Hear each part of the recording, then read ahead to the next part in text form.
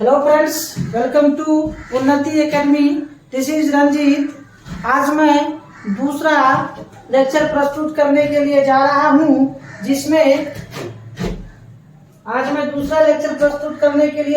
हूं, जिसमें मैं बिहार बोर्ड के मैट्रिक एग्जाम के 2021 के प्रश्न पत्र को सॉल्व करूंगा।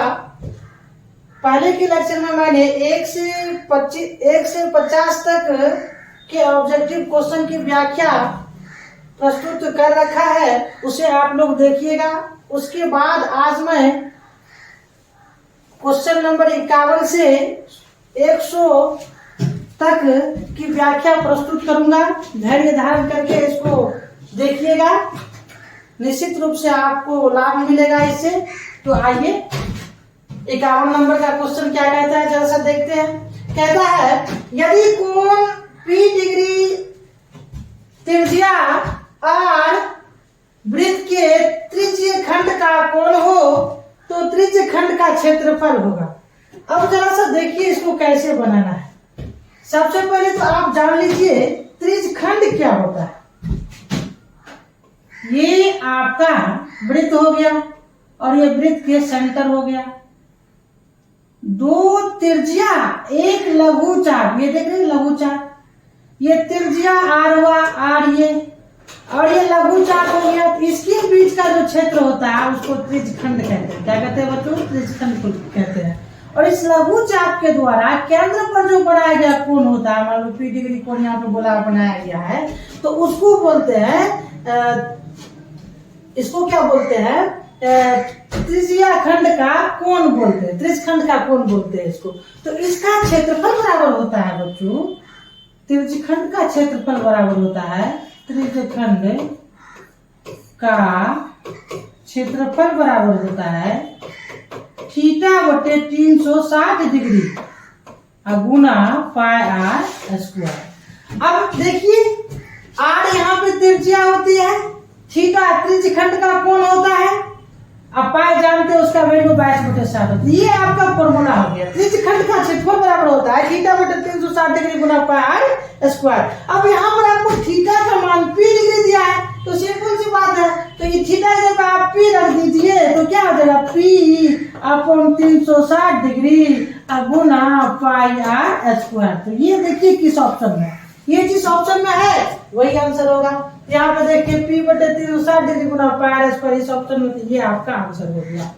क्लियर हो गया यहाँ तक? अब आगे देखिए अगला क्वेश्चन क्या कहता है।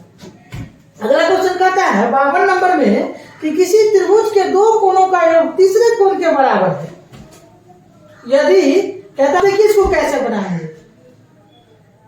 यदि दो कोणों का अंतर 50 डिग्री है तब त्रिभुज के कोण ज्ञात कीजिए। तो सिंपल सी बात है, देखिए कैसे बनाएंगे इसको। ऐसे इसको आप ऑप्शन से भी बना सकते हैं। क्या बोला है कि किसी त्रिभुज के दो कोणों का योग तीसरे कोण के बराबर। देखिए इसमें दो कोणों को जोड़िए तीसरे कोण के बराबर। किसमें? इसमें देखिए ये दोनों को जोड़ेंगे तीसरे बराबर नहीं आ रहा है, तो ऐसे कट गया। इसमें दो कोण को जोड़ेंगे तीसरे बराबर नहीं आ रहा है, ऐसे कट गया।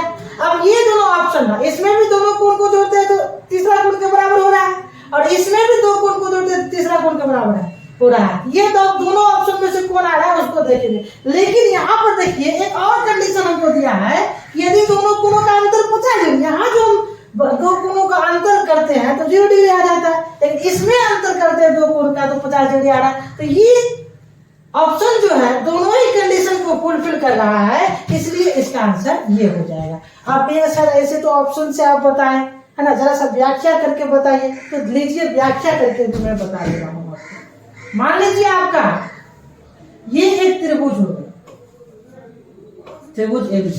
अब इसमें क्या बोला है कि किसी त्रिभुज के दो कोणों का योग तीसरे कोण के बराबर है। मान लीजिए ये एंगल क्या दिया है? Angle A plus angle B बराबर मान लीजिए एंगल C। इसको आपने क्वेश्चन 1 मान लीजिए। अब फिर प्रश्न कहता है यदि दो कोणों का अंतर 50 डिग्री हो, मतलब आपको दिया है कि angle A minus angle B, अगर हम A को मान लेते हैं बड़ा है B से, तो ये कितना दिया आपको? 50 डिग्री दिया है। इसको 50 डिग्री आप लिख लीजिए, है ना। यहाँ से ये समीकरण कितना हो गया? 2 हो गया। और उसके बाद आप जानते हैं, सॉल्व कर लीजिए इसको, ये और ये खत्म हो जाएगा। इसको ऐड कीजिएगा 2 into angle A is equal to क्या हो जाएगा एंगल सी या प्लस 50 डिग्री। इसको भी ध्यान में रखिएगा। ऐसे मतलब तीन इसको मान लीजिए। अब आप जानते हैं कि त्रिभुज के तीनों अंतःकोणों का योगफल 180 डिग्री होता है। इसका मतलब हुआ कि angle A plus angle B plus angle C बराबर कितना 180 डिग्री। अब आप सबका मान रख दीजिए। आप जो मान रखिएगा आप सबका तो क्या होगा, यहां से आप एंगल सी का मान निकालिएगा तो 2 इंटू एंगल ए माइनस 50 डिग्री हो जाएगा, है ना। तो एंगल सी जब आप एंगल सी का मान रखिए क्या रखिएगा 2 इंटू एंगल ए माइनस 50 डिग्री, ये हो जाएगा बराबर 180 डिग्री है। इधर आप एंगल बी जो निकालिएगा तो उसके लिए आपको क्या करना पड़ेगा, तो उसके लिए आपको इक्वेशन 1 में से 2 को माइनस करना पड़ेगा तो एंगल खत्म हो जाएगा। उसके बाद एंगल बी आपको एंगल सी के फॉर्म में ही निकल जाएगा। तो इस प्रकार से आप मान रख दीजिएगा तो वैल्यू निकल जाएगा सबका। लेकिन ये प्रोसेस थोड़ा लंबा हो जाता है, इसलिए इस प्रोसेस पर हम लोग नहीं जाएंगे। आपको क्या करना है, इसी तरह से ऑप्शन से ही चेक करके इसको बना लेना है। आगे चलते हैं। 53 नंबर के क्वेश्चन में कहता है कि EFG एक त्रिभुज है जिसमें LM जो है पैरेलल है किसके, FG के। LM पैरेलल किसके है, FG के है। तब आप क्या कीजिए LE का वैल्यू निकालिए। तो प्यारे बच्चों आपको पता है कि यदि त्रिभुज ABC में DE पैरेलल हो किसके, BC के, तब थेल्स प्रमेय के अनुसार AD बटे DB बराबर हो जाता है AE बटे EC। अगर इसी चीज को हम यहाँ पे अप्लाई करेंगे तो यहाँ बोला है कि EFG एक त्रिभुज है जिसमें LM जो है पैरेलल है किसके, FG के। जब LM पैरेलल FG है तो इसका मतलब इसमें थेल्स प्रमेय लागू हो सकता है। कैसे, तो थेल्स प्रमेय के अनुसार क्या हो जाएगा EL अपॉन LF बराबर EM अपॉन MG।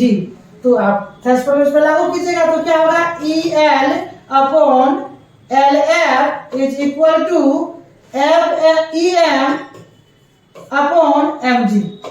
आप मान रख दीजिए सबका, ये आपका हो जाएगा। EL का वैल्यू पता है आपको, नहीं निकालना ही है EL का वैल्यू। अब आगे देखो LF का मान पता है 7.2 इज इक्वल टू, फिर EM का मान पता है 1.8 अपॉन MG का भी मान पता है 5.4। ठीक, अब यहाँ से EL का मान निकालेगा तो इसको उधर मल्टीप्लाई कर दीजिए तो EL बराबर आपका हो जाएगा 1.8 अपॉन 5.4 इंटू 7.2। अब जो है इसको सॉल्व कीजिएगा तो आपका क्या हो जाएगा EL बराबर दशमलव को उड़ा दीजिए 1.8 अपॉन कितना है 5.4 इंटू उधर कितना है 7.2। तो दशमलव को आप उड़ा दीजिए क्योंकि ऊपर भी दशमलव के बाद एक अंक नीचे भी दशमलव के बाद एक अंक तो खत्म हो गया। तो ऊपर 18 नीचे 54 तो काटिए 18 × 18 18 दिया 54। इसको काटिएगा तो 3 दूनी 6 दशमलव एक आया, इसमें 12 हुआ 3 चौके 12। इस प्रकार से EL का मान आपको कितना आ गया 2.4 सेंटीमीटर आ गया। अब देखिए 2.4 सेंटीमीटर किस ऑप्शन में, यहाँ देखिए बी नंबर ऑप्शन में जनाब। तो इसका आंसर क्या हो जाएगा ऑप्शन नंबर बी 2.4 सेंटीमीटर। अब आगे देखिए, आगे का नंबर 54। देखिए इस क्वेश्चन में क्या कहता है, प्रश्न कहता है कि यदि O केंद्र वाले वृत्त में TA और TB दो स्पर्श रेखाएं इस तरह से है कि ATB बराबर 70 डिग्री हो तो एंगल AOB बराबर क्या हो। सबसे पहले आप एक वृत्त बना लीजिए।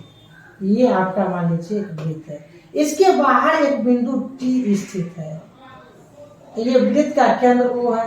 अब T से मान लीजिए TA और TB क्या किया गया है स्पर्श रेखा खींचा गया।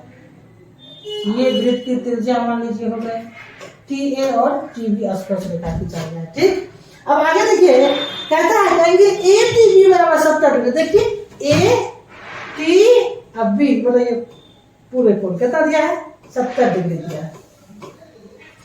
तब क्या बोलते हैं आपको एंगल AOB बराबर क्या होगा, AOB बराबर क्या होगा ये पूछ रहा है। तो देखिए आसान सी बात है, हो जाएगा आराम से। तो ये हो जाएगा आपको कितना जब ये टोटल 70 है तो 70 आप जानते हैं कि ये लाइन जो है इसको हाफ हाफ पार्ट में बांट देता है। तो अगर ये 70 है, ये टोटल 70 है, तो ये 35 डिग्री हो जाएगा और ये भी 35 डिग्री हो जाएगा। अब यहाँ देखिए आप, यहाँ स्पर्श रेखा जो होती है त्रिज्या पर लंब होती है, तो ये 90 डिग्री हो जाएंगे और ये भी क्या हो जाएंगे 90 डिग्री हो जाएंगे। इस तरह थोड़ा सा घिसपिट हो गया है, एक मिनट फिर से बता रहे हैं आपको इसी चीज को जरा सा देखिए। ये मान लीजिए आपका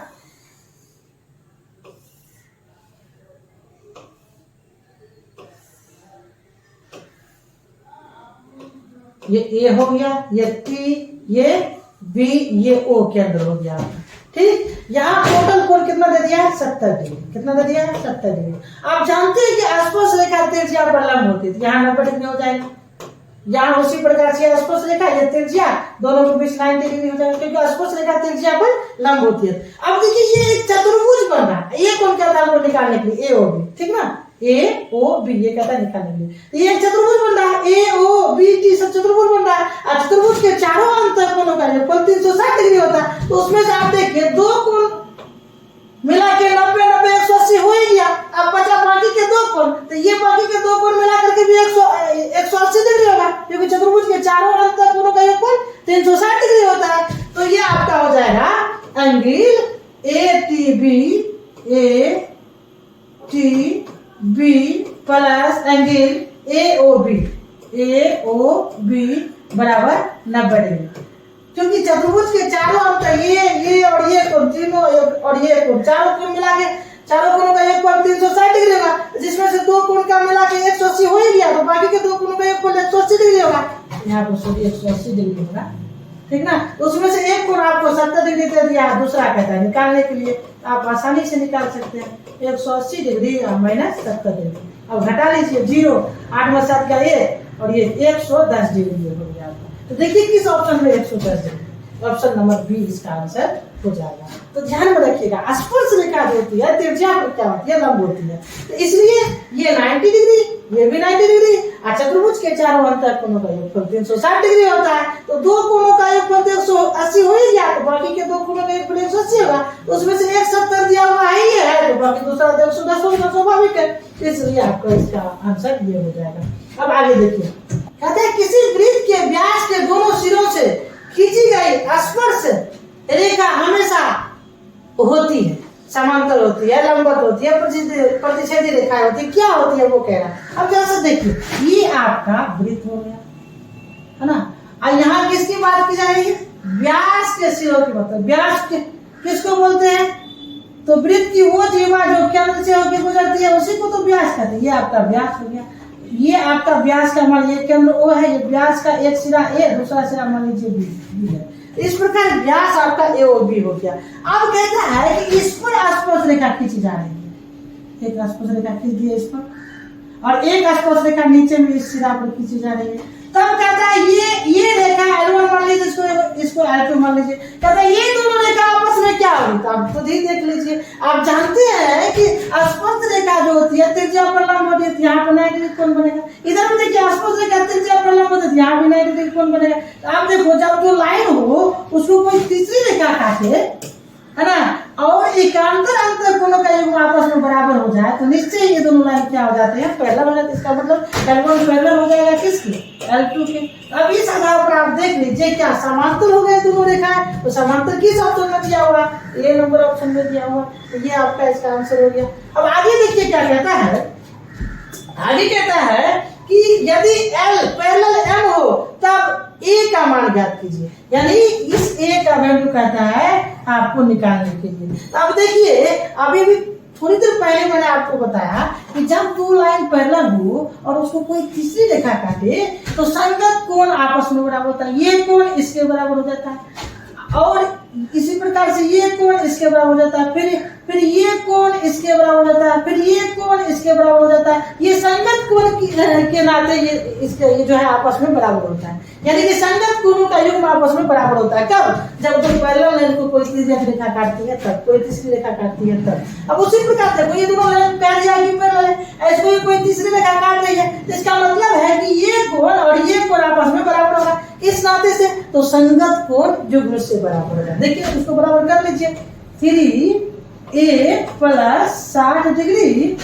बराबर ये हो जाएगा 4a प्लस कितना 40 डिग्री। अब ऐसा कीजिए 40 को लाइए इधर, ये हो जाएगा आपका 60 माइनस 40 बराबर उधर 4 पहले से है प्लस 3 है उधर जाके माइनस 3 हो जाएगा। ये आपका ए हो गया, इधर 60 में 40 गया 20 हो गया। तो इस प्रकार ए का वैल्यू कितना हो जाएगा 20 डिग्री हो जाएगा। देखिए किस ऑप्शन में 20 डिग्री है, ऑप्शन तो दिख नहीं रहा है। चलिए ऑप्शन के 20 डिग्री यहाँ सी नंबर ऑप्शन हो गया है। इस प्रकार से इसका आंसर ये सी नंबर ऑप्शन हो जाएगा। अब आगे देखिए क्या कहता है, 57 में कहता है कि 6 सेमी त्रिज्या वाले वृत्त के केंद्र से 10 सेमी दूर स्थित एक बिंदु से वृत्त पर खींची गई स्पर्श रेखा की लंबाई ज्ञात कीजिए। यहाँ देखिए ये आपका मान लीजिए सर्किल है, इस सर्किल का ये केंद्र है, केंद्र से कितनी दूरी पर, तो 10 सेंटीमीटर की दूरी पर यहाँ कोई बिंदु मान लीजिए P है और P से मान लीजिए PA वृत्त पर स्पर्श रेखा खींची गई है और ये वृत्त की तरफ क्या हो जाएगी, वो त्रिज्या हो जाएगी जिसको आप R बोलते हैं। और इस त्रिज्या का वैल्यू आपको कितना दे दिया, 6 सेंटीमीटर दिया, यहाँ पे 6 सेंटीमीटर आप लिखिए। अब आप देखिए, आप जानते हैं कि स्पर्श रेखा जो होती है, ये स्पर्श रेखा त्रिज्या पर क्या होती है, लंब होती है, यहाँ पर 90 डिग्री कोण बनेगा। अब आप बताइए कि 90 डिग्री के सामने वाली भुजा कर्ण होगी, तो यहाँ पर पाइथागोरस प्रमेय यूज करेंगे, कर्ण का स्क्वायर यानी कि OP का स्क्वायर बराबर कर्ण का स्क्वायर बराबर लंब का स्क्वायर, लंब आपका OA हो गया, OA का स्क्वायर प्लस आधार का स्क्वायर, आधार आपका PA हो गया, PA का स्क्वायर।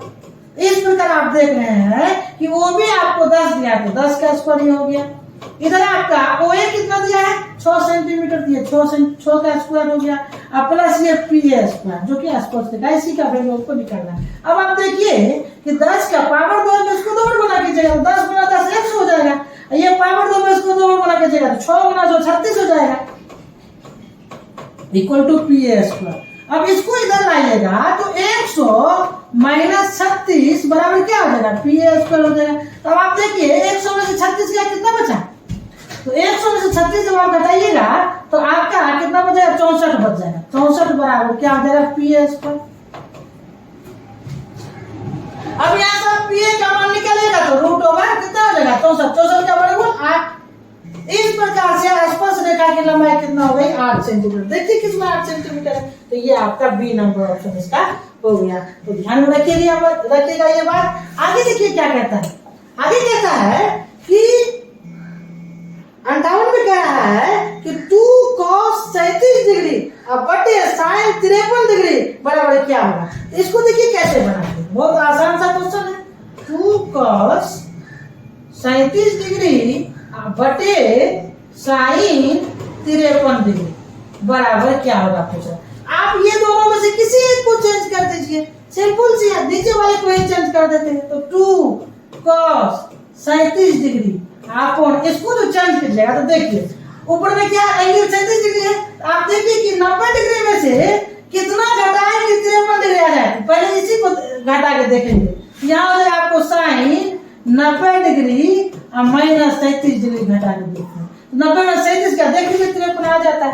तो हम साइन 53 डिग्री को साइन 90 डिग्री माइनस 37 डिग्री लिख सकते हैं। तो साइन 90 का सीधा क्या होता है, cos थीटा होता है। इस प्रकार से आप लिख सकते हैं cos 37 डिग्री बटे cos 37 डिग्री हो गया। अब देखिए खत्म हो गया तो क्या बचा, 2 ही ना बचा। इस प्रकार 2 जिस ऑप्शन में है वही आंसर होगा। देखिए 2 कौन है, यहाँ पर डी नंबर ऑप्शन में 2 दिया हुआ, यही आपका क्या हो गया, आंसर हो गया। इस प्रकार से 58 का क्वेश्चन नंबर 58 की व्याख्या हो गई। अब आगे देखिए क्वेश्चन नंबर 59 में क्या कहता है। क्वेश्चन नंबर 59, अब देखिए इसको कैसे बनाएंगे। आप जानते होंगे कि वृत्त के बाह्य बिंदु से वृत्त पर खींची गई स्पर्श रेखा की लंबाई आपस में क्या होती है, बराबर। अगर यहाँ P से मान लीजिए PA और PB 2 स्पर्श रेखा वृत्त पर खींची गई है, इसका मतलब हुआ कि PA बराबर होगा किसके, PB के। याद रखिएगा वृत्त के बाह्य बिंदु से वृत्त पर खींची गई स्पर्श रेखा की लंबाई आपस में बराबर होती है। बात दिमाग में एडजस्ट करके देखिएगा, ऑब्जेक्टिव में पूछ सकता है ये भी। वृत्त के बाह्य बिंदु से वृत्त पर खींची गई स्पर्श रेखा की लंबाई आपस में बराबर होती है। यानी कि P बिंदु से अगर हम P और PB दो स्पर्श रेखा वृत्त पर खींचे तो PA की लंबाई और PB की लंबाई आपस में बराबर होगी। इस बात को आप ध्यान रखिए। देखिए इसी तरह से इसको आप सॉल्व कीजिएगा। यहाँ पर आपको PR का मान देखिए 4 पॉइंट कितना दे दिया है, 5 सेंटीमीटर दे दिया है ना। तो ये PR है क्या, वृत्त के बाह्य बिंदु R से RP स्पर्श रेखा खींचा गया, ऐसा बोल दिया, बोल भी दिया ऐसा। तो जब R से RP स्पर्श रेखा खींचा गया है तो RS भी स्पर्श रेखा खींचा गया है बिंदु R से। तो इसका मतलब हुआ ये जब 4.5 हो तो ये भी 4.5 हो जाएगा, RS भी। अब फिर देखिए R से ये सेकंड वृत्त पर भी स्पर्श रेखा खींची गई है, RS और RQ। तो जब RS 4.5 है तो स्वाभाविक है RQ वृत्त कितना हो जाएगा, 4.5 सेंटीमीटर हो जाएगा। तो इस प्रकार कहता है PQ का क्या वैल्यू होगा, तो PQ आप देख लीजिए, PQ PR प्लस RQ के बराबर होगा। इस प्रकार PQ बराबर हो जाएगा आपका PR प्लस क्या RQ।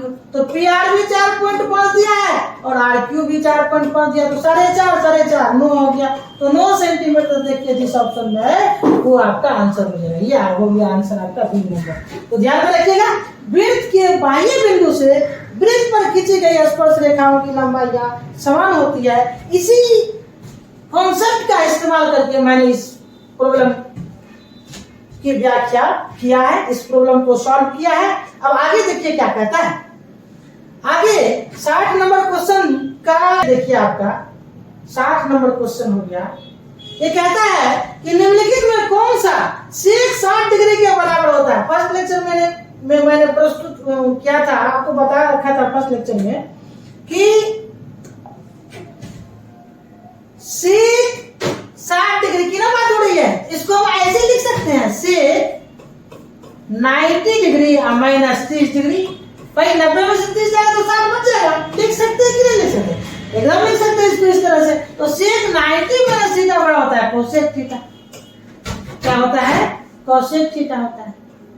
यानी कि कोसेक 30 डिग्री हो जाएगा ये। तो इस प्रकार से कोसेक 30 डिग्री कहाँ है, देखिए ये ए नंबर ऑप्शन में, ये इसका आंसर हो गया। सेक 60 डिग्री को हम सेक 90 डिग्री या माइनस 30 डिग्री लिख सकते हैं, ताकि 90 में से 30 चला गया तो 60 बचा। अब सेक 90 डिग्री माइनस थीटा बराबर फॉर्मूला आता है कोसेक थीटा, इसलिए सेक 90 डिग्री माइनस 30 डिग्री बराबर हो गया कोसेक 30 डिग्री। जिस ऑप्शन में वो हो गया, ये आपका ए नंबर ऑप्शन होता है। अब आगे देखिए क्या कहते हैं, क्या है कि यदि बिंदु x1 y1 x2 y2 x3 y3 समरेख है तो निम्नलिखित में से कौन सा कथन सत्य है। निम्न ऑप्शन में से कौन सा ऑप्शन सत्य है। तो देखिए 3 बिंदुएं समरेखी तभी होती है, मान लीजिए आप ये ए बिंदु का मान लीजिए ये निर्देशांक है, और ये बी बिंदु का निर्देशांक है, और ये सी बिंदु का निर्देशांक है। तो 3 बिंदुएं तभी समरेखी होती है जब उससे बनने वाले त्रिभुज का क्षेत्रफल 0 होता है। यानी कि अगर मान लेते हैं ये एक त्रिभुज है के शीर्ष है ए बी और सी, और इसका नियामक आपको x1 y1 दिया है, इसका नियामक आपको x2 y2 दिया है, और इसका नियामक आपको x3 y3 दिया है। अब ये तीनों बिंदुएं समरेख तभी होंगे जब ये तीनों बिंदुएं समरेख तभी होंगे जब इसका क्षेत्रफल क्या होगा, 0 होगा। अब इसका क्षेत्रफल का फॉर्मूला होता है, क्षेत्रफल ऑफ त्रिभुज एबीसी बराबर यदि 0 हो जाए तब ये बिंदुएं ए बी और सी क्या होंगे, समरेखी होंगे। आप लोग इस बात को ध्यान में रखिएगा। अब ये क्षेत्रफल ऑफ त्रिभुज एबीसी निकालते कैसे, तो बच्चों इसके लिए फॉर्मूला होता है mode of 1/2 into x1 into y2 minus y3 plus x2 into y3 minus y1 plus x3 into y1 minus y3। ये बात आप ध्यान में रखिएगा। ये बराबर क्या होता है, 0 होता है। अब आप जरा सा देखिए, तो ये सर इतना भारी भरकम फॉर्मूला कैसे याद रखिए, तो सिंपल सी बात है, आप 1 2 3 लिख लीजिए, 1 2 3 लिख लीजिए। आप देखिए 1 के सामने में x1 लिख लिए, बीच में तो एक मिनट, इसको हम आसान तरीका से आपको बता देते हैं कैसे याद रखिएगा। सबसे पहले आप क्या कीजिए, इसको याद रखने के लिए 1 2 3 लिख लीजिए यहाँ से थोड़ा सा। एक मिनट, बच्चों से ये याद नहीं रह पाता। देखिए इसको कैसे याद करेंगे, 1 2 और 3 मैंने लिख लिया। एक के सामने में x1 लिखेंगे और छोटी कॉस्ट दे देंगे, उसके बाद प्लस देंगे। यहाँ 2 है तो इसके सामने में x2 लिखेंगे, फिर छोटी कॉस्ट दे देंगे, फिर प्लस देंगे मेरे राजा। और ये कितना 3 है, यहाँ पे x3 लिखेंगे, फिर छोटी कॉस्ट यहाँ पे लिखेंगे। ठीक ना। अब देखिए x1 छोटी कॉस्ट दे दिए प्लस x2, फिर छोटी कॉस्ट प्लस x3, फिर सर ये छोटी कॉस्ट में क्या होगा। अब देखो क्या करेंगे, यहाँ जब x1 है तो 1 इसमें आएंगे, 1 के बाद क्या बचा 2 3, तो y2 माइनस y3 इसमें लिखेंगे। नहीं समझे मेरी बात, तो हम क्या करना चाह रहे हैं। फिर देखिए यहाँ 2 आएंगे तो 2 के बाद क्या होता है 3, यहाँ पे लिखेंगे y3। अब माइनस 4 तो है, इसके बाद यही आएंगे माइनस y1 लिख दिए। ध्यान में रखिएगा इसको कैसे याद रखना है, अन्यथा एग्जाम हॉल में भूल जाइएगा बनाने वक्त। फिर देखिए 3x3, यहाँ 3 के सामने x3 लिखे हुए हैं, तो 3 जब है तो 3 के बाद आएगा क्या, 1 ही आएगा, 1 माइनस 2 यानी कि y minus y1 minus y2। तो ये आपका याद रखने का तरीका हो गया। इसको मार्जिनल कॉस्ट के अंदर लिख लीजिएगा 1/2, इधर मोड़ लगा दीजिए। ये आपका त्रिभुज का क्या हो गया, क्षेत्रफल हो गया। मैंने याद रखने का तरीका आपको बताया। अब इसमें कहता है कि संरेखी की बात हो रही थी, किसको, जब ये संरेखी है इसका मतलब इसके क्षेत्रफल को 0 बराबर किया। अब यहाँ देखिए इसका वैल्यू निकालिएगा, ये 1/2 क्या होगा, 0 का बटन चल जाएगा, 0 हो जाएगा।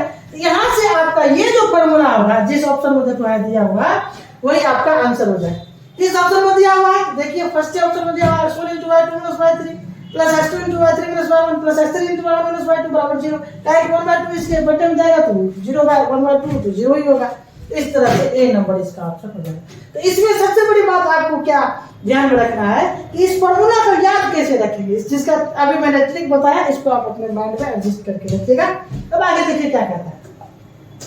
आगे कहता है यदि 4 tan थीटा = 4 तो थीटा का मान क्या होगा। यहाँ से देखिए 4 tan थीटा = क्या दिया, 4 दिया। तब कहता है थीटा का मान क्या होगा। यहाँ से आप tan थीटा का मान निकालिएगा तो 4/4 कट के 1 हो जाएगा। इस तरह से tan थीटा बराबर आपको क्या आया, 1 आया। 1 को हम क्या लिख सकते हैं, tan 45 डिग्री, क्योंकि tan 45 डिग्री का मान 1 होता है। अब tan बराबर tan भी हो तो इम्प्लाई से बराबर भी होगा, तो इसका मतलब थीटा का मान कितना हो गया, 45 डिग्री हो जाएगा। तो ध्यान में रखिएगा ये बात, है ना। ये किस फॉर्मूला में किए, यदि tan A बराबर tan B हो, tan A बराबर tan B हो तो इम्प्लाई A बराबर क्या हो जाता है, B हो जाता है। इसी फॉर्मूला को इसको मैंने डिस्क्राइब किया। इस तरह से इसका आंसर क्या हो जाएगा, 45 डिग्री, जो कि सी नंबर ऑप्शन में, इसको टिक कर लीजिए। अब आगे देखिए क्या होगा।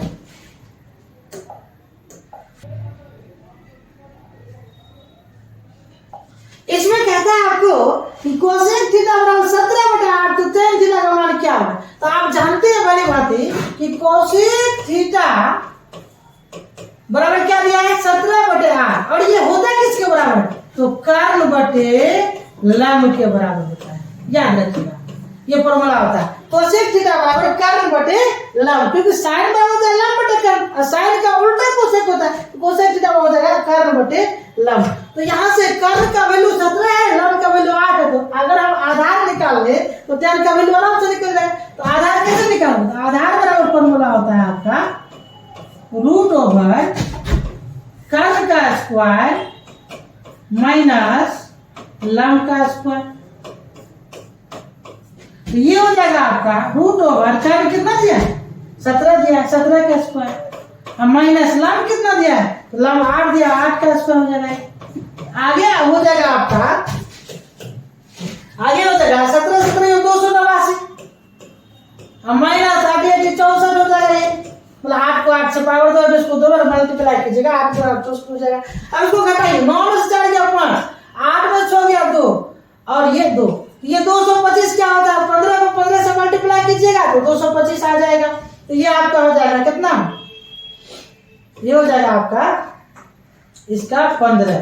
तो इस प्रकार से आधार कितना निकल गया, हमको 15 निकल गया। आधार जब 15 निकल गया, अब कहते क्या निकालने के लिए, tan का वैल्यू ना, तो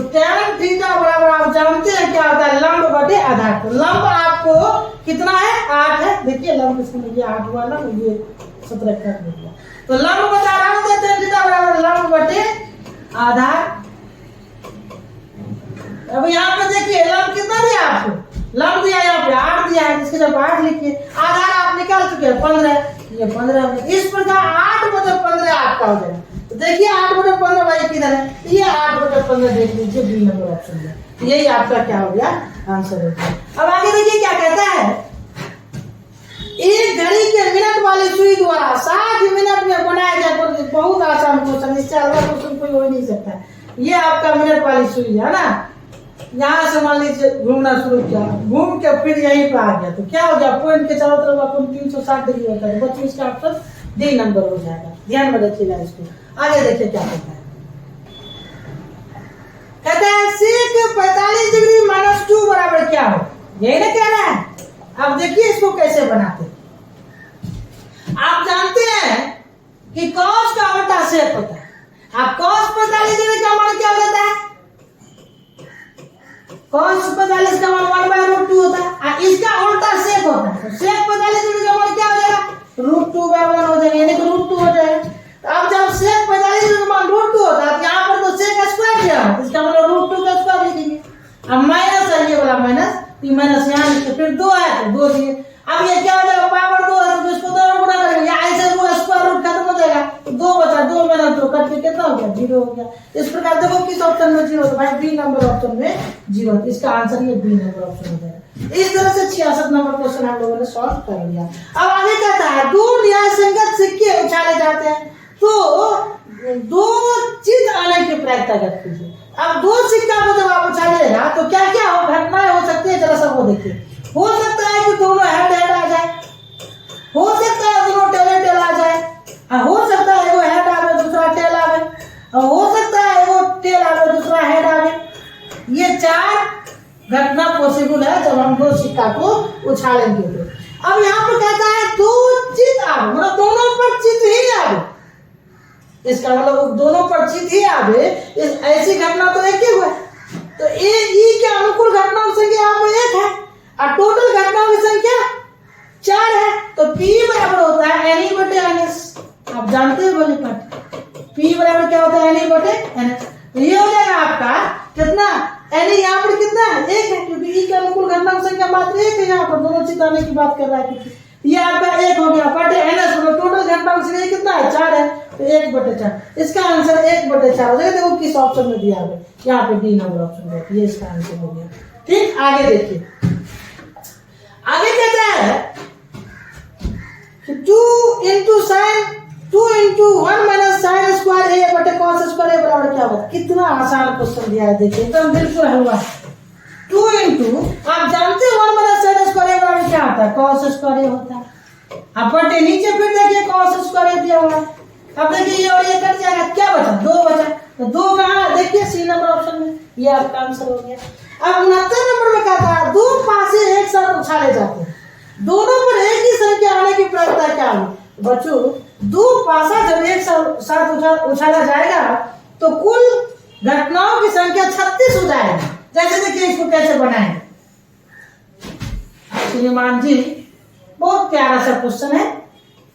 एक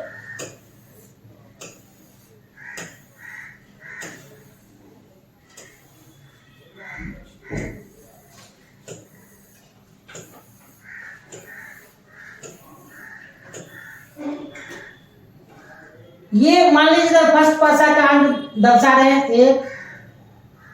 1 2 3 4 5 6। इसमें जो है ये पासा हो गया आपका, इस लाइन में आपको फर्स्ट पासा के अंक दर्शाए और इस लाइन में हम सेकंड पासा के अंक को दर्शा रहे,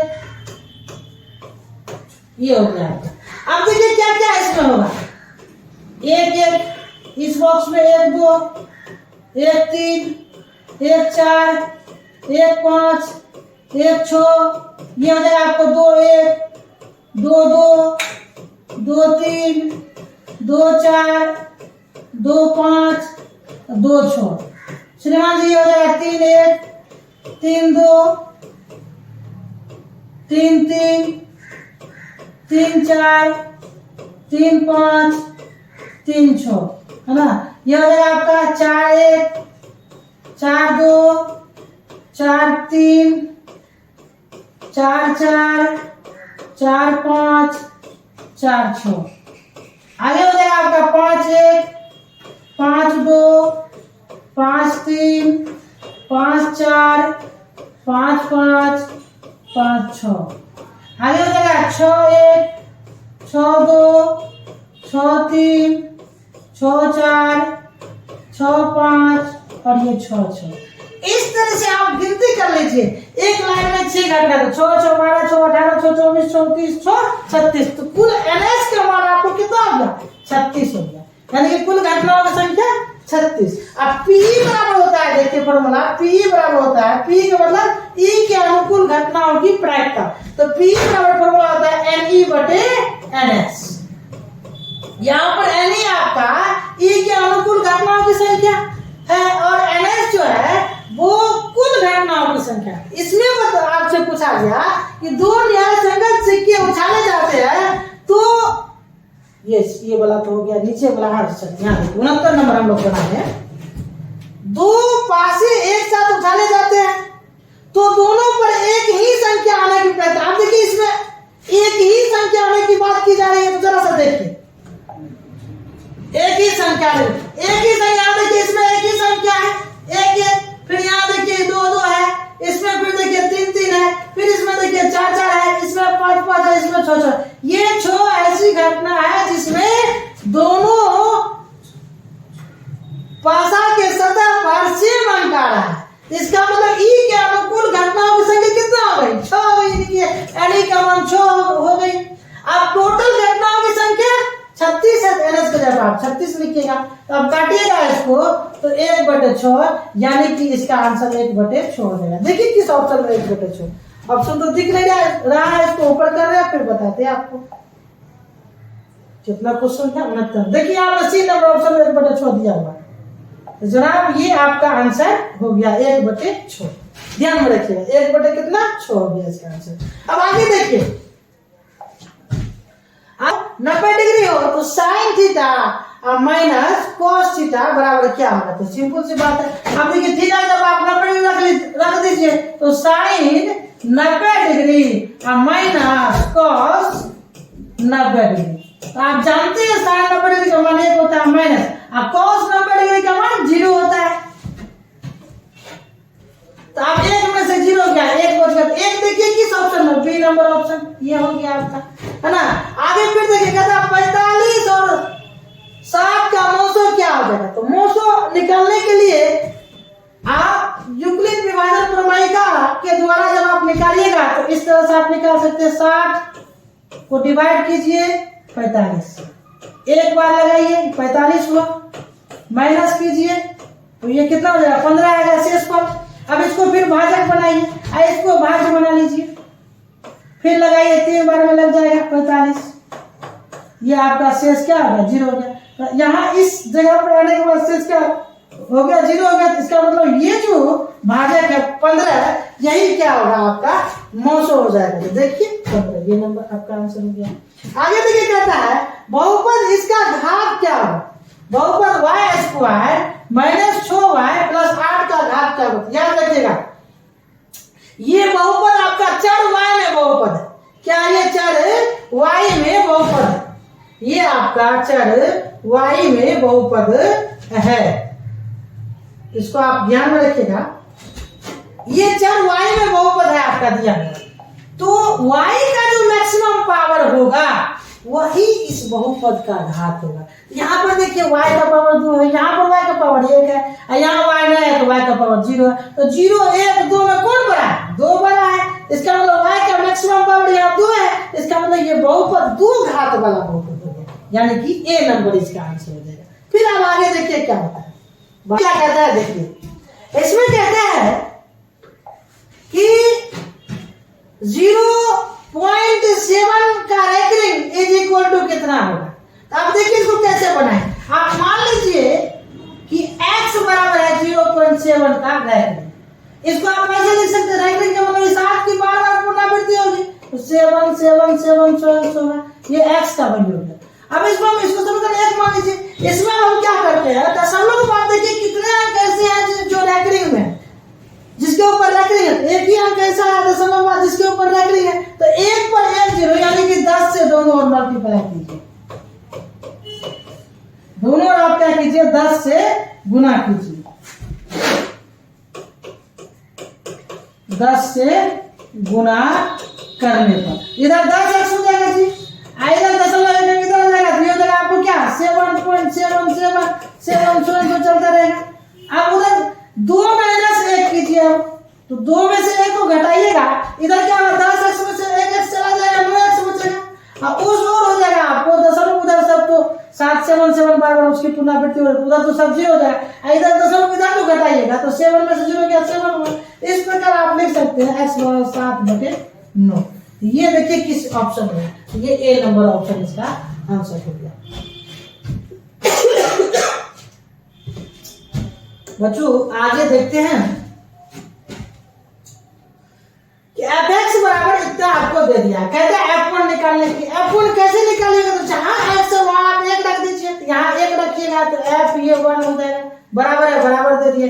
यहाँ x का पावर 3 है तो ये 1 का पावर 3 हो गया, माइनस है माइनस दिए, 5 है 5 दिए, फिर x की जब 1 रखें तो गुना 1 का पावर 2 है ना, फिर प्लस है प्लस दिए 2 गुना, फिर यहाँ x का मान 1 रखेंगे है ना, प्लस फिर 2 है 2 दिए। अब जरा सा देखिए 1 का पावर 3 1 ही होगा, माइनस 1 का पावर 2 1 को फिर 5 से मल्टीप्लाई कीजिएगा 5 होगा, प्लस ये आपका 2 हो गया, फिर ये प्लस 2 को 1 से मल्टीप्लाई कीजिएगा 2 ही होगा।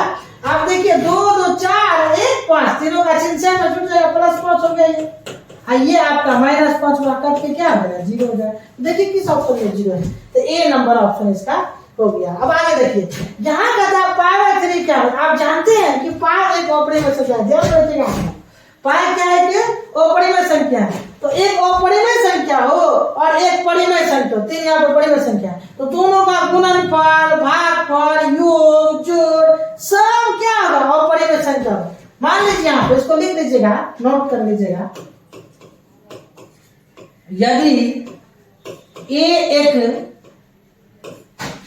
और शून्य नहीं होना चाहिए कंडीशन यहाँ पर, और शून्य परिमेय संख्या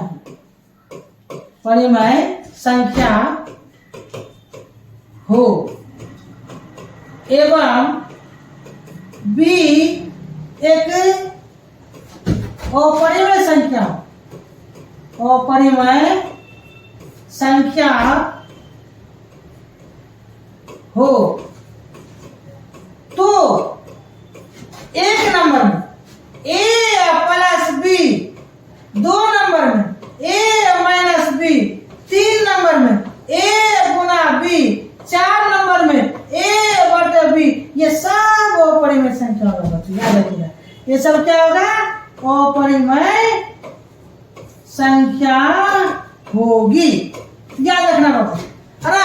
a एक और शून्य परिमेय, a यदि a और शून्य परिमेय संख्या है और b परिमेय संख्या है, तो दोनों का योग और दोनों का घटाव, दोनों का गुणनफल, दोनों का भागफल सब क्या हो जाएंगे अपरिमेय संख्या हो जाएंगे। इस प्रकार से पाई एक अपरिमेय संख्या और यहाँ पर 3 क्या है परिमेय संख्या है, तो दोनों का क्या भागफल यानी π/3 ये भी क्या हो जाएगा अपरिमेय संख्या हो जाएगा। इसका आंसर हो जाएगा बी नंबर। इस तरह से 75 का भी हम लोग बना लिए। अब आगे देखिए क्या कहते हैं, क्वेश्चन नंबर 76 में क्या बोलता है, जरा सा देखते हैं। कहता है द्विघात बहुपद y² + 3y + 2 के शून्यकों का योग क्या होगा। तो आपको फर्स्ट लेक्चर के वीडियो में मैंने बताया था कि ax² + bx + c अगर ये द्विघात बहुपद है और इसका 2 शून्य है, अल्फा एवं बीटा है, तो अल्फा + बीटा का मान होता है -b/a। यहाँ पर b क्या है, x का गुणांक है, a क्या है, x² का गुणांक है। तो इसी प्रकार से इसको देख लीजिए, यही फॉर्मूला आप इसको बढ़ाइएगा तो b से आप लिखिए, यहाँ पर y का गुणांक कितना है 3 दीजिए, यहाँ माइनस दे दीजिए। अब बटे में a क्या है, यहाँ पर a क्या है x² का गुणांक है, इसमें क्या y का गुणांक क्या कुछ नहीं तो 1 है, तो 1 हो गया -3/1, तो -3/1 का मतलब -3 ही हो गया। तो देखिए -3 कहाँ है, ये डी नंबर आपका ऑप्शन इसका हो जाएगा। अब आगे देखिए क्वेश्चन नंबर कहाँ तक आ गए? 76 तक। अब 77 होगा। अब देखिए 77 में क्या बोलता है? 77 में कहता है आपको कि 8 का पावर 0 गुना 2 का पावर 0 बराबर क्या होगा? तो आपको पता है कि किसी भी संख्या का पावर 0 हो तो उसका वैल्यू कितना होता है? 1 होता है। तो ये 8 का पावर 0 तो इसका वैल्यू 1 गुना है, इसमें गुणा चिन्ह दिया, 2 का पावर 0 बराबर 1 हुआ तो 1 गुना 1 बराबर 1 होगा। देखिए 1 कहाँ है? 3 नंबर ऑप्शन में। अब आगे देखिए क्या कहता है कि इसका वैल्यू क्या होगा? इसका आसानी से निकल जाएगा, निकालिए। यहाँ पे देखिए ये वाई स्क्वायर इंटू इसके बटन कुछ नहीं तो एक है, वाई एक का लघुत्तम वाई हो गया, वाई में वाई से भाग दीजिए, भागफल एक को 1 से गुणा कीजिए 1 हो जाएगा, प्लस के फिर वाई में वाई 1 से भाग दीजिए, भागफल वाई आएगा, वाई को 3 से गुणा कीजिएगा 3 वाई हो जाएगा। अब देखिए यहाँ कटेगा ऊपर नीचे, एक वाई खत्म हो गया, एक वाई बचा। इस प्रकार से क्या हो गया? वाई इंटू 1 प्लस 3y।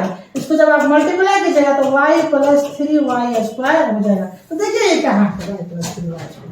यहाँ पे देखिए y plus 3y square 3 number option होती है, आपका आंसर हो गया। अब आगे कहता है कि इसका ये आपको 2 चर वाले रैखिक समीकरण दिया हुआ है, 2 समीकरण दिया हुआ है, समीकरण का युग्म दिया हुआ है। तब कहते हैं x और y का मान क्या है? तो सिंपल सी बात है, इस ऑप्शन से आप चेक कर लीजिएगा, है ना, कि जी जो ऑप्शन इसको सेटिस्फाई कर देगा वही इसका सॉल्यूशन हो जाएगा। तो x का मान 0, y का मान 0 रख के देखिए, यहाँ x 0 रखेंगे, y 0 रखेंगे तो 0 माइनस 0 0 हो गया, 0 बराबर 0 सेटिस्फाई कर दिया इसको। यहाँ पे रखेंगे तो x के जगह पर 0, y के जगह पर 0, ये भी टर्म 0, ये भी टर्म 0 हो जाएगा तो 0 प्लस 0 बराबर ये भी 0 हो गया, यहाँ 0 माइनस 0 बराबर 0 हो गया, ये भी 0, तो 0 बराबर 0 ये भी है, 0 बराबर 0 ये भी, मतलब सेटिस्फाइड कर रहा है। इसका मतलब बी इसका आंसर हो जाएगा। ऐसे से हम उसको बोलने के लिए सॉल्यूशन करने की जरूरत नहीं है, ऑप्शन से ही आप पता कर लीजिएगा ये कौन सा ऑप्शन इसका हल है, जो इसको सेटिस्फाई कर देगा वही ऑप्शन इसका हल हो जाएगा। अब आगे देखिए क्या कहता है 80 में, देखिए क्या कहता है, समांतर श्रेणी यानी कि अरिथमेटिक प्रोग्रेशन अर्थात एपी आपको दिया हुआ है, इसमें कहता है सार अंतर क्या है? तो बच्चों सार अंतर डी बराबर होता है t2 माइनस t1। t2 होता है दूसरा पद, t1 होता है पहला पद, तो दूसरा पद यहाँ पे कितना है? 5/4 है, माइनस पहला पद क्या है यहाँ पर? 3/4 है, तो 5/4 माइनस 3/4। आप फिर का घटाओ कीजिए, 4 4 का लघुत्तम 4 हुआ, 4 में 4 से भाग दीजिए, भागफल 1 को 5 से गुणा किया 5 होगा, माइनस से माइनस से फिर 4 में 4 से भाग दीजिए, भागफल 1 को 3 से गुणा कीजिएगा 3 होगा, तो 5 में से 3 का कितना बचा? 2, 2/4 काटिएगा तो क्या हो जाएगा? 1/2 हो जाएगा, काटिएगा तो इस तरह से आपका 1/2 इसका आंसर हो जाएगा। देखिए कहाँ 80 नंबर ऑप्शन हो गया। इस तरह से 80 नंबर तक हम लोग सॉल्व कर लिए। अब आगे देखिए ऐसे कह रहा है कि समांतर श्रेणी 25 20 15 1600 का कौन सा पद प्रथम ऋणात्मक पद है? तो यहाँ पर देखिए a का मान कितना हो गया? a दिया आपको 25 और d का मान कितना हो गया? तो 20 और माइनस 25 करेंगे तो यानी कि 20 और माइनस 25 करेंगे मतलब -5 हो गया। अब कहता है कौन सा पद प्रथम ऋणात्मक पद है? तो मान लीजिए अरमा पद प्रथम ऋणात्मक पद है, तो इसका मतलब tn जो है प्रथम ऋणात्मक पद होगा। तो tn जब प्रथम ऋणात्मक पद होगा तो ऋणात्मक पद होता क्या है? जो 0 से छोटा होता है, इसका मतलब ये पद 0 से छोटा हो जाएगा। यहाँ पर क्या हो जाएगा? a plus n minus 1 into D, ये छोटा हो जाएगा किससे? 0 से। अब मान रख दीजिए a का मान आपको पता है 25 प्लस n माइनस 1 और d का मान पता है आपको -5, ये लेस देन 0 हो जाएगा। आगे बनाइएगा तो आपका आ जाएगा 25 प्लस 5n माइनस 1 हो गया।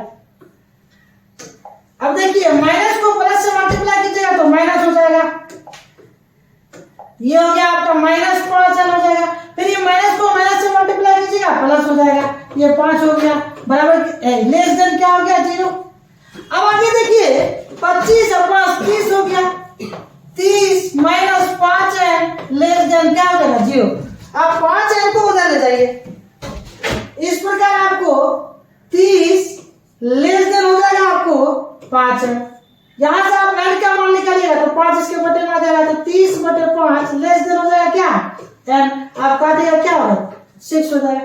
यानी कि 6 से बड़ा वाला पद, 6 से ठीक बड़ा वाला पद जो होगा वो प्रथम ऋणात्मक पद हो जाएगा। तो यहाँ से 6 से ठीक बड़ा वाला पद कौन यहाँ पे आ रहा है? 7वां पद आ रहा है। ये 7वां पद जो है आपका प्रथम ऋणात्मक पद हो जाएगा। अब आगे देखिए क्या कहता है। आगे कहता है कि निम्नलिखित में कौन सा समांतर श्रेणी में नहीं है। तो समांतर श्रेणी में नहीं है, इस बात की जांच करने के लिए हमको ये देखना है कि T2 - T1 बराबर T3 - T2 होता है कि नहीं। यानी कि सार्वंतर हमेशा समान लाना चाहिए। अब देखिए इसमें इसको माइनस कीजिएगा तो डी आएगा, फिर इसमें इसको माइनस कीजिएगा तो ये भी डी आएगा। इसका मतलब ये एपी में है। फिर यहाँ देखिए इसको माइनस आगे में से पीछे को माइनस कीजिएगा तो √8 माइनस √2, तो √8 को आप लिख सकते हैं 2√2 माइनस √2, तो माइनस कीजिएगा तो कितना 2√2 में से 1√2 चल गया, 1√2 यानी कि √2 बचा।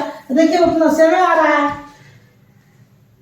यानी कि √2 आया। T2 - T1 फिर T3 - T2 कीजिए आप, तो T3 - T2 कीजिएगा तो √18 माइनस √8 कीजिएगा तो ये क्या आ जाएगा आपका? ये आ जाएगा आपका 3√2 माइनस √8 को लिख सकते हैं 2√2 माइनस कीजिएगा तो ये √2 आ जाएगा। इस प्रकार दोनों ही सिचुएशन में √2 ही आया है, इसका मतलब ये भी एपी में है।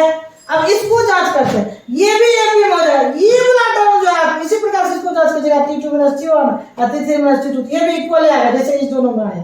इस प्रकार से ये भी एपी में है, ये भी एपी में, ये भी एपी में। तो कहा कौन नहीं है? तो अब बचा हुआ ऑप्शन यही तो नहीं होगा। इसमें आप T2 - T1 बराबर T3 - T2 कीजिएगा ना, आपको इक्वल नहीं आएगा। इसका मतलब ये ऑप्शन आपका सही होगा, है ना, कि ये जो है एपी में नहीं है। अब आगे देखिए 83 नंबर क्वेश्चन कह रहा है एक्स अक्ष से बिंदु Q36 की दूरी क्या होगी। अब जरा सा इसको देखिए, ये है किस क्वाड्रेंट में? दोनों प्लस प्लस है, तो इसका मतलब फर्स्ट क्वाड्रेंट में होगा। ये आपका मान लीजिए एक्स एक्सिस हो गया और ये वाई अक्ष हो गया। और इस फर्स्ट क्वाड्रेंट में Q36 है। अब यहाँ कह रहा है ये बिंदु Q जो है इसकी दूरी कहां से? एक्स अक्ष से कितनी होगी? एक्स अक्ष तो वही यही हो गया, तो एक्स अक्ष से इस बिंदु की दूरी मतलब ये दूरी पूछता है कितनी होगी। तो आपको बताए थे कि एक्स अक्ष से किसी बिंदु की दूरी जो होती है वो कोटि होती है, हाँ, और वाई अक्ष से किसी बिंदु की दूरी जो होती है लंबवत दूरी उसको भुज बोलते हैं। और किसी बिंदु का जो नियामक लिखते हैं तो पहले भुज लिखते हैं उसके बाद कोटि लिखते हैं। पहले क्या लिखते हैं? भुज लिखते हैं, उसके बाद कोटि लिखते हैं। अब देखिए यहाँ पूछा है एक्स अक्ष से इस बिंदु की दूरी क्या होगी, तो भाई कोटि यहाँ पर कितना दिया? 6, तो 6 इसका आंसर हो जाएगा। देखिए भाई बी नंबर ऑप्शन।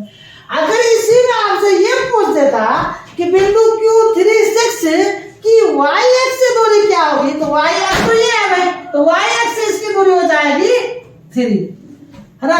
यहाँ पे चूंकि एक्स एक्स की क्या दूरी होगी वो पूछा है तो 6 इसका आंसर सही है, 6 में टिक मारे। अगर एक बात बोले आपको कि अगर वाई एक्स से पूछ देता कि इसकी दूरी कितनी होगी तब हम क्या लगाते? तब 3 लगाते। ध्यान रखिएगा। आगे कहता है ये किस क्वाड्रेंट में स्थित है, यानी कि किस चतुर्थांश में स्थित है। तो इसके लिए आप नियामक ज्यामिति में पढ़े होंगे, ये अगर एक्स अक्ष है और ये वाई अक्ष है, इसको बोलते हैं फर्स्ट क्वाड्रेंट, इसको बोलते हैं सेकंड क्वाड्रेंट, इसको थर्ड क्वाड्रेंट बोलते हैं, इसको फोर्थ क्वाड्रेंट बोलते हैं। बच्चों ये देखिए ये मूल बिंदु होता है ओरिजिन से दाईं ओर प्लस, बाईं ओर माइनस होता है, ऊपर प्लस होता है और नीचे माइनस होता है। अब देखिए ये क्वाड्रेंट जो है इसका एक्स नियामक पॉजिटिव है, दोनों पॉजिटिव साइन से घिरा हुआ ये क्वाड्रेंट है, पॉजिटिव अक्ष से घिरा हुआ क्वाड्रेंट है, जिसका मतलब इसका क्या होगा? प्लस प्लस हो जाएगा। इसमें किसी बिंदु का जो नियामक लिखते तो पहले एक्स नियामक तब वाई नियामक लिखते, इसका एक्स नियामक भी पॉजिटिव, वाई नियामक भी पॉजिटिव। इस क्वाड्रेंट की बात करेंगे यहाँ देखिए एक्स नियामक नेगेटिव और वाई नियामक पॉजिटिव। अब बात अगर इस क्वाड्रेंट का करेंगे तो इसमें क्या होगा? एक्स नियामक नेगेटिव और वाई नियामक भी नेगेटिव, तो नेगेटिव नेगेटिव हो जाएगा। अब बात इस क्वाड्रेंट की करेंगे तो इसका एक्स नियामक पॉजिटिव और वाई नियामक क्या होगा? नेगेटिव होगा। तो इस प्रकार ऑर्बिट में अवस्थित है। यहाँ पे जो हमको पॉइंट दिया है उसका दोनों का चिन्ह क्या है, प्लस प्लस है। तो भाई प्लस प्लस जब है तो ऐसा तो केवल फर्स्ट क्वाड्रेंट में पॉसिबल हो पाता है। तो देखिए प्रथम पार्ट जो होगा वही आपका क्या हो जाएगा, आंसर हो जाएगा। इस तरह से ये भी हो गया।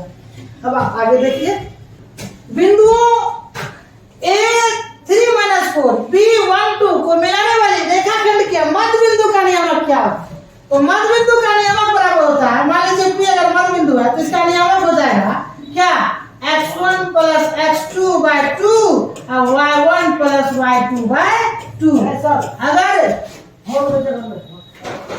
अगर फर्स्ट बिंदु का नियामक x1 y1 है, सेकेंड बिंदु का नियामक x2 y2 है, तो दोनों को मिलाने वाली रेखा जो होगी उसके मध्य बिंदु का नियामक होगा क्या, x1 plus x2 bye 2 y1 plus y2 bye 2। तो x1 आपको कितना दिया, 3 दिया है, देखिए 3 और प्लस x2 कितना दिया, 1, तो 1/2। इसमें देखिए y1 कितना -4 प्लस y2 कितना 2 दिया है, तो -4 प्लस 2/2। अब इसको सॉल्व कीजिएगा तो 3 है 4/2 कर देगा, 2 हो गया। इसमें 4 में 2 गया, -2/2 कर देगा, -1/2। इस प्रकार 2 - 1 इसका है, 2 - 1 आ गया। देखिए 2 - 1 किसमें, सी नंबर ऑप्शन में दिया, इसका आंसर हो गया। अब आगे कहता है 86 नंबर में कहता है भाई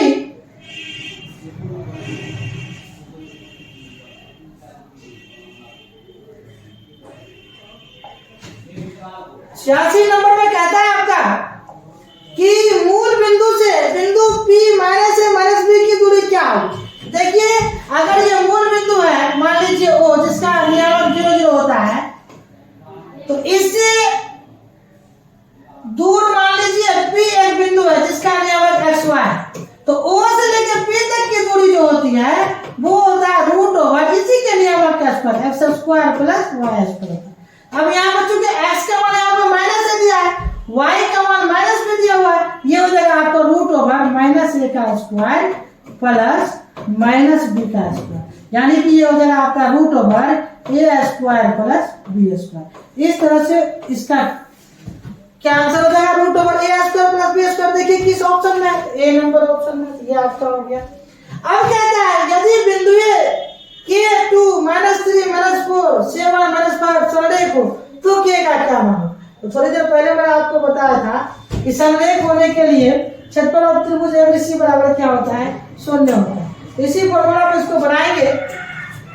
देखिए इसको अगर आप पहला बिंदु A मान लेते हैं, इसको B और इसको C, तो A के नियामक को x1 y1 बोलते हैं, B के नियामक को x2 y2 बोलते हैं और C के नियामक को x3 y3 बोलते हैं। अब देखिए क्षेत्रफल ऑफ त्रिभुज ABC बराबर क्या करना पड़ेगा आपको, 0। तो उस आधार पर जो आप 0 खींचेगा तो आपका ये इधर फॉर्मूला आएगा x1 इंटू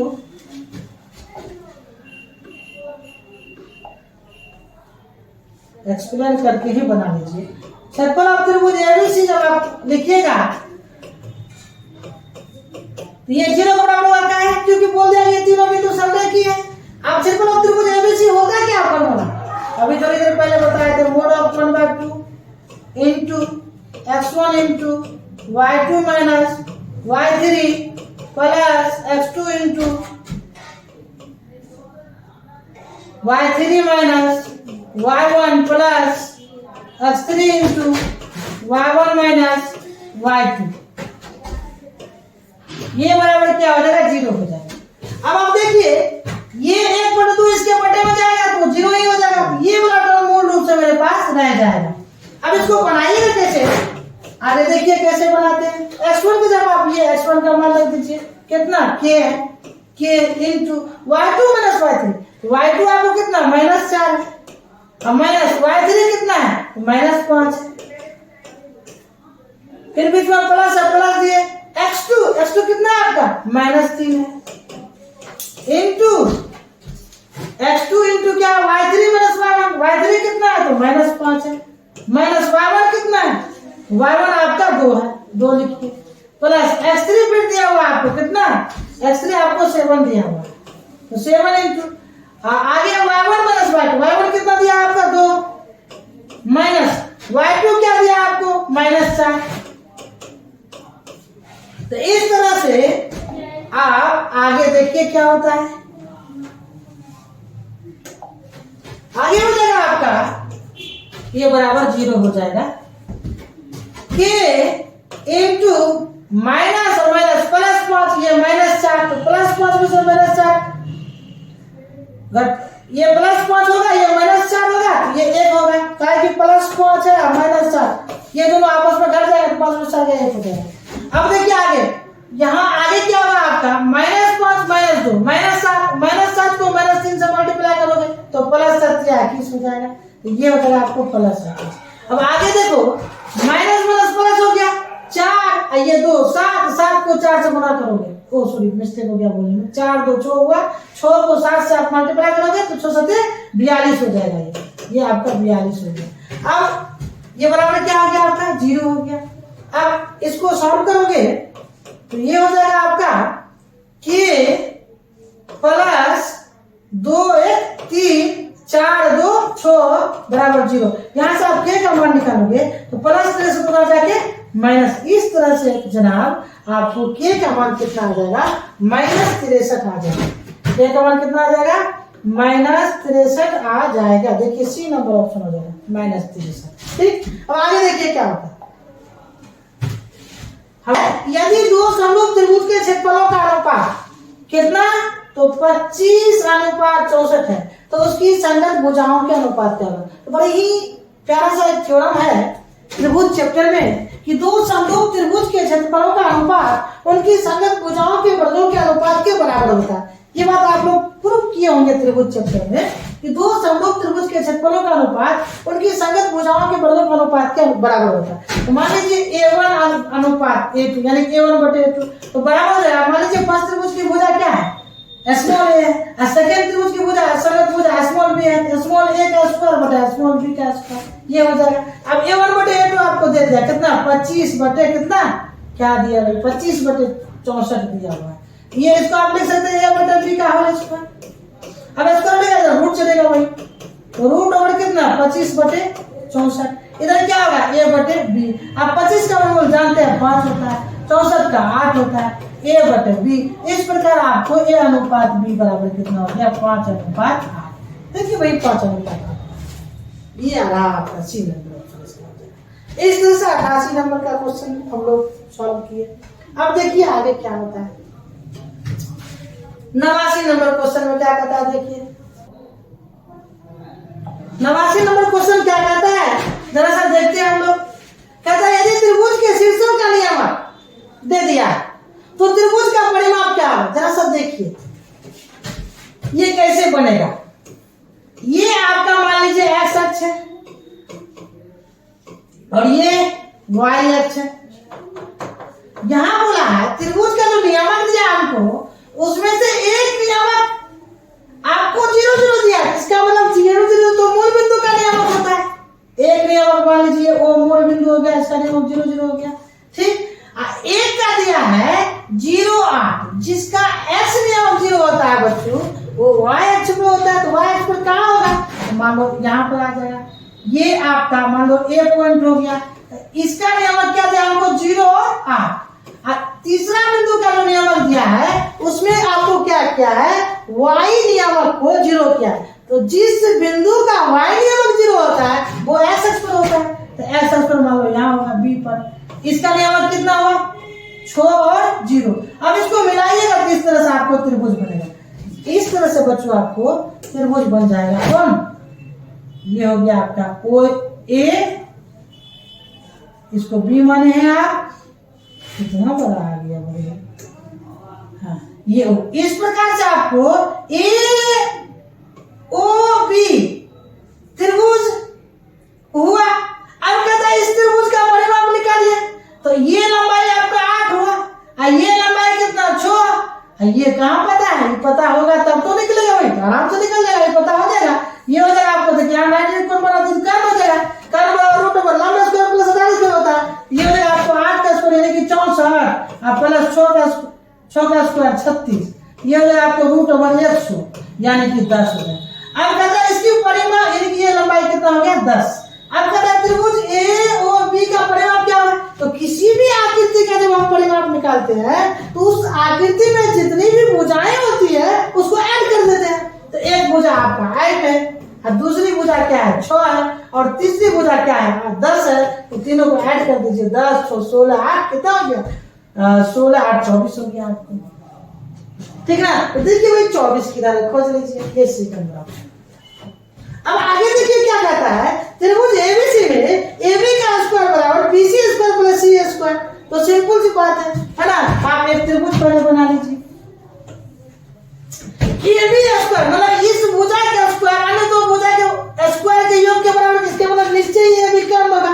यहाँ जो समकोण भुजा बना है तो कर्ण की जगह आप ये भी रखिए, तो जब ये ए बी है तो निश्चय इसी हो जाएगा। अब ये इसी तो कहता है निकालने के लिए, तो समकोण त्रिभुज कर्ण के अपोजिट कोण तो 90 डिग्री होता है भाई, आसान सी बात है। पाइथागोरस प्रमेय के विलोम से कर्ण के अपोजिट वाला एंगल क्या आता है 90 डिग्री होता है। खोज लो भाई किधर है 90 डिग्री, ये बी नंबर इसका आंसर होगा।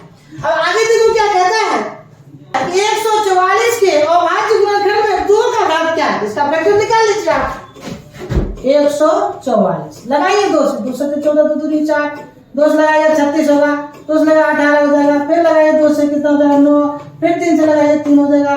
ये आपका कैसे 2 हो गया, देखिए 4 2 हो गया। इसका मतलब इसको लिख सकते 2 का पावर 4।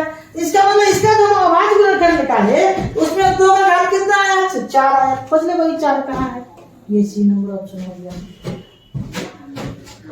आगे क्या कहता है देखिए 92 नंबर क्वेश्चन में, छोटा हो जाए भाई।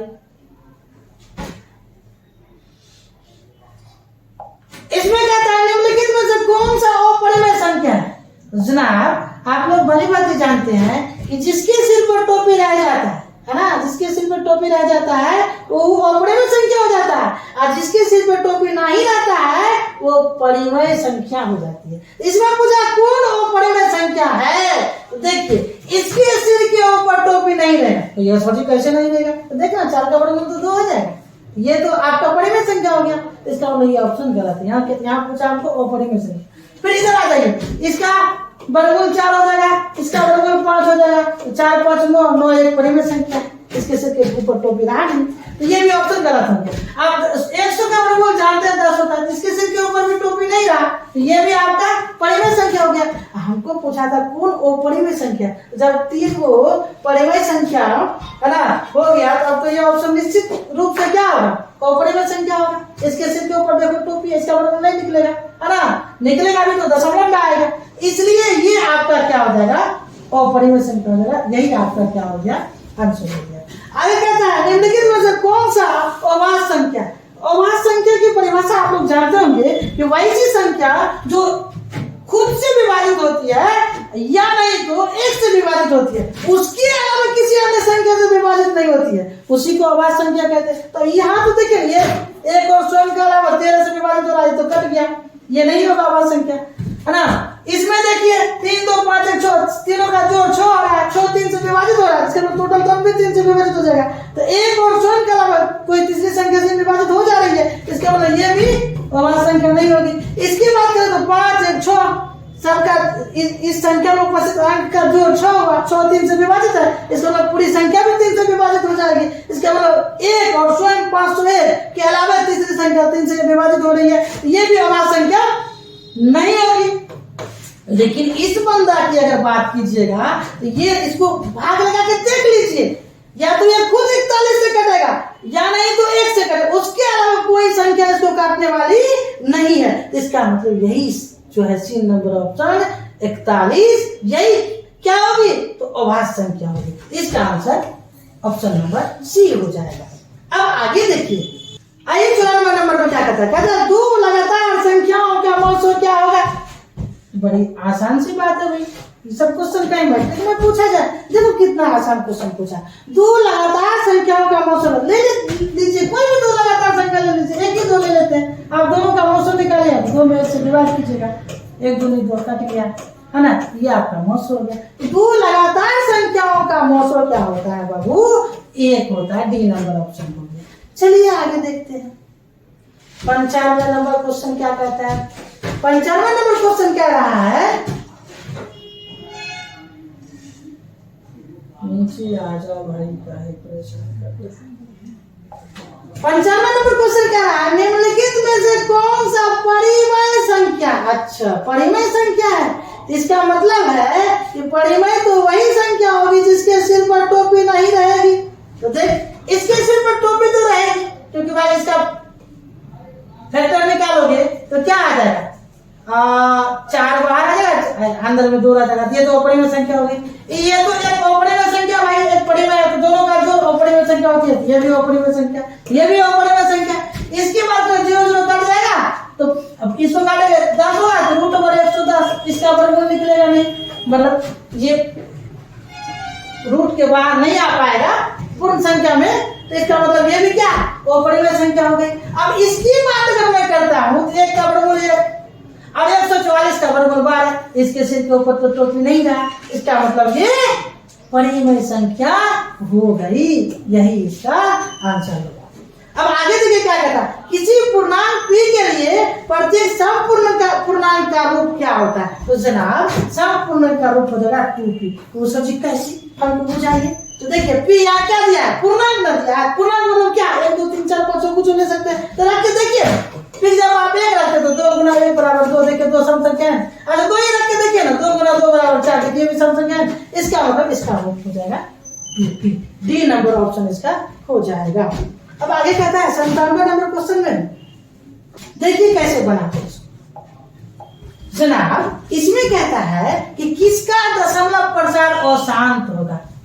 जानकारी के लिए मैं आपको बता दूं, ऐसे सवाल को बनाने के लिए क्या करते हैं, हर का फैक्टर निकालते हैं, फैक्टर निकालने के बाद देखते हैं कि अभाज्य संख्या जो गुणा के रूप में आता है उसमें केवल अगर 2 का पावर n है, या 2 का पावर 5 का पावर n है, या दोनों है, तो उसका दशमलव प्रसार शांत आता है। लेकिन इन दोनों के अलावे जैसे ही कोई तीसरी संख्या आ जाती है अभाज्य संख्या, तो उसका दशमलव प्रसार क्या हो जाता है, वो शांत हो जाता है। तो जनाब इसमें आप इसका जो फैक्टर निकालिएगा, इसमें 3 आ जाएगा एक्स्ट्रा, देख लीजिए भाग लगा के।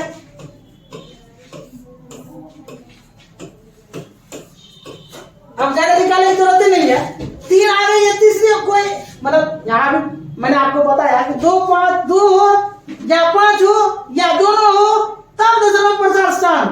इन दोनों के अलावा जैसे ही कोई तीसरी अभाज्य संख्या इंटरी मारेगी तो इसका फिंटरी हो जाएगा, मतलब क्या, ये इसका दशमलव प्रसार शांत नहीं होगा, अशांत हो जाएगा। तो यहाँ देखो ना, इसका फैक्टर निकाला हुआ 3 तो इंटरी मार दिया, इसका मतलब इसका दशमलव प्रसार क्या होगा, और शांत होगा, इसका मतलब ये इसका आंसर हो जाएगा। अब आगे देखते हैं क्वेश्चन नंबर 58, कहता है बहुपद 5y² - 14y + 8 के शून्यकों का योग क्या होगा। बड़ी आसान सी बात है, आप जानते हैं कि बहुपद ax² + bx + c के लिए शून्यकों का योग ना बोला है, तो शून्यकों का योग बराबर होता है -b/a, जिसको आप बोलते हैं कि ये शून्यांक और गुणांक में रिलेशन हुआ। और यदि आपको गुणनफल पूछता तब होता c/a। बच्चों ये इस द्विघात बहुपद के लिए है। अब इसमें आप देख लीजिए, b a क्या है, x² का गुणांक है, b क्या है, x का गुणांक है, c क्या है, अचर पद है। अब इसमें देखिए, यहाँ पर y का गुणांक कितना है, 5, इसका मतलब a का मान 5 हो गया। अच्छा, अब y का गुणांक क्या है, -14, इसका मतलब b का मान -14 हो गया। यहाँ अचर पद क्या है, 8, इसका मतलब c का मान 8 हो गया। हमको पूछता है इन शून्यांकों का योग क्या, मतलब ये पूछता है, इसी में बैठा दे भाई, माइनस दिए, b का मान बैठा दिए -14। अब बटे कितना a है, a का मान कितना है, यहाँ पे 5 है। इस प्रकार से माइनस को माइनस से मल्टीप्लाई करोगे तो प्लस हो जाएगा, तो 14/5 हो जाएगा। अब देख भाई कहाँ है 14, ये 98 का C नंबर ऑप्शन हो जाएगा। अब आगे कहता है एक अशून्य परिमेय और एक अपरिमेय संख्या का गुणनफल। भाई हमेशा एक अपरिमेय संख्या होता है, थोड़ी देर पहले मैं व्याख्या करके बताया आपको कि एक अशून्य परिमेय संख्या हो और एक अपरिमेय संख्या हो, तो दोनों का गुणनफल हमेशा अपरिमेय संख्या होती है। तो ये आपका आंसर हो गया, बी नंबर ऑप्शन। अब आखिरी क्वेश्चन है, अब कहता है कि बहुपद इतना का शून्यक निकालिए। तो जनाब किसी भी बहुपद का शून्यक निकालना होता है तो उसको हम तुरंत जीरो के बराबर कर ले जीरो के बराबर एक्स स्क्वायर माइनस 11 बराबर जीरो कर ले। यहाँ से एक्स का मान निकाल ले, एक्स स्क्वायर बराबर 11 रूट स्क्वायर देगा रूट चलेगा रूट के बाहर आता तो दो मान, एक प्लस में एक माइनस में, तो प्लस रूट 11 है और माइनस रूट 11 खोज ले किधर है भाई प्लस रूट 11, ये लग डी नंबर ऑप्शन लग गया इसका। तो इस तरह से 2021 में 1 से लेकर के 100 नंबर तक की का जो ऑब्जेक्टिव क्वेश्चन था उसकी व्याख्या मैंने प्रस्तुत किया। अब इसके बाद दूसरे दिन मैं 2020 में जो भी ऑब्जेक्टिव क्वेश्चन पूछा गया है उसकी व्याख्या प्रस्तुत करूंगा। तब तक के लिए जय हिंद।